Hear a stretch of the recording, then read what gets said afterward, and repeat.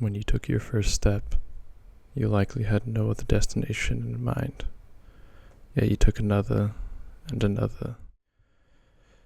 At one point, the no destination became a color that caught your attention, or a shape, a texture. Maybe you smelled it or heard it. You started sensing and identifying the world laid in front of you.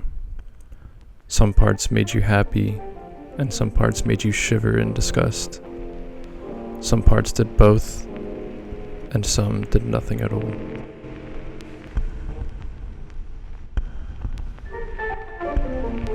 Some did things you couldn't explain or pinpoint the way you could pinpoint easier aspects of your existence, since unlocking the ability to intellectually define your senses. Ever since you could in fact define your destination as something more than a mere reaction to sensory input. And then you became frustrated that you couldn't understand, couldn't define and pinpoint.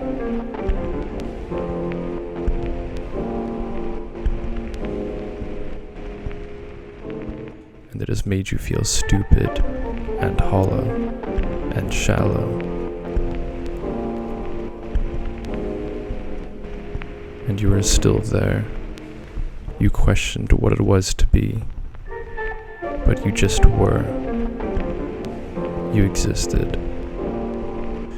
Ever since discovering the ability, you used it a lot. At a certain point, you had felt like you abused it.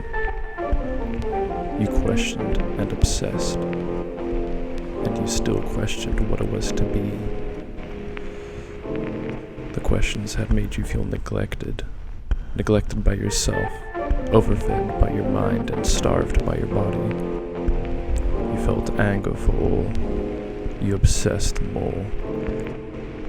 You obsessed over satisfaction. You obsessed over pleasure. You discovered the feeling of longing. This discovery opened the door to the feeling of lacking. You couldn't afford to feed your mind, so you fed your starved body. You devoted yourself to the pursuit of pleasure. You indulged, but never enough. Satisfaction wasn't reached. Now your mind was hungry and growled louder than a starved animal. Your body was overfed yet not satiated. You decided to feed both, and none was satiated. Both in frustration, and the longing moved beyond both, waiting for some otherworldly form of fulfillment. Fulfillment. The word that stuck. Pleasure was never high enough. Questions were never specific enough. You felt detached from your body, from your head, from the world, and from existence. You weren't sure if you were. You took steps with no destination again, and you took a lot of them. You walked and moved in circles that felt infinite. You walked a lot, and on your journey, your companion was doubt. You doubted how your thoughts came to be. You doubted your touch and your smell. You doubted your wishes. You doubted your desires. You doubted your fears. You doubted your doubts.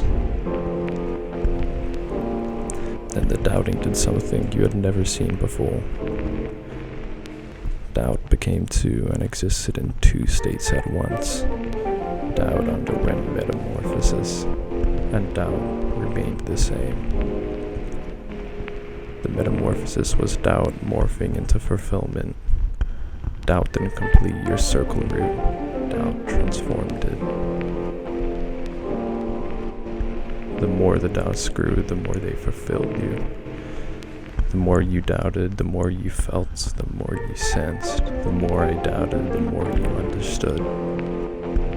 So to be was to explore, and you kept exploring and experienced. And then you saw that you remained as one. That your attempts to detach your questions and desires were futile. That you haven't been starving one and feeding the other. that both acts felt as foul as the other, as it's been simultaneous all along, and you no longer detached or connected, because it could not be detached or connected. You had always been one, and you started experiencing as one.